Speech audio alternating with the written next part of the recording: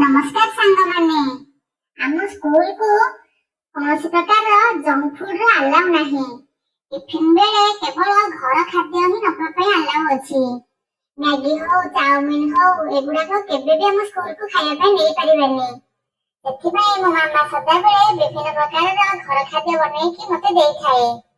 आज सेमिति अटारे से मो पई पिज्जा बनैकी दउछि। अटारे दही लुण बेकिंग सोडा बेकिंग पाउडर चीनी पकई ताको भलो भाबरे चकटिकी आधा घंटे पई घोड़ेकी रखिदेला। तापरे किछि कैप्सिकम को आनी ताको काटी रखिदेला। तापरे पियाज टमाटो गाजर को आनी ताको भलो भाबरे काटी रखिदेला। घरे एवं किछि स्वीट कॉर्न थिला ताको भी आनी रखिदेला। कैप्सिकम गाजर एगुडा तो केबे हेले खाली रे हमहु खाइबा को भलो लागिबनी। सेथिबाई मामा ताको विभिन्न विभिन्न प्रकार उपाय रे हमको देई थाए खाइबा पई। ताको सेथिबाई से पिज्जा रे पकेकी करिया पई प्रस्तुत कर देला।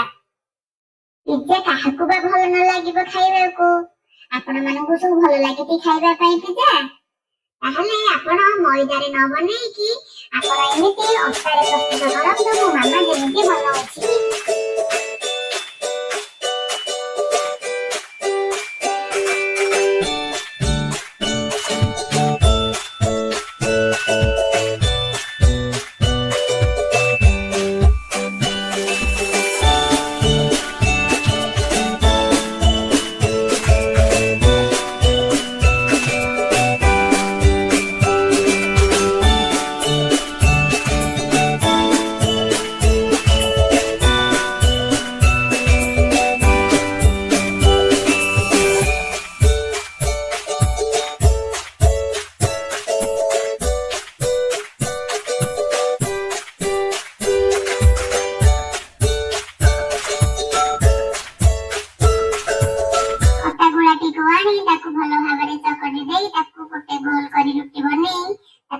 प्रथमे सेकी देला।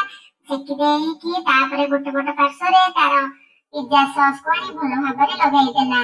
ता ऊपरे गोटे चीज क्यूब्स आनी ताको भलो भाबरे पकेई देला। ता ऊपरे काटी रखिथिबा कैप्सिकम स्वीट कॉर्न पियाज टमाटो को भलो भाबरे सजेकी रखि देला। एती बेलो तो देखि कि मो पाटी रो लाळ गडिलानी। आहुरी पुणी अपेक्षा करिवा को पड़िबो केते बेले पिज्जा बनेबो मु पुणी ताको खाइबी।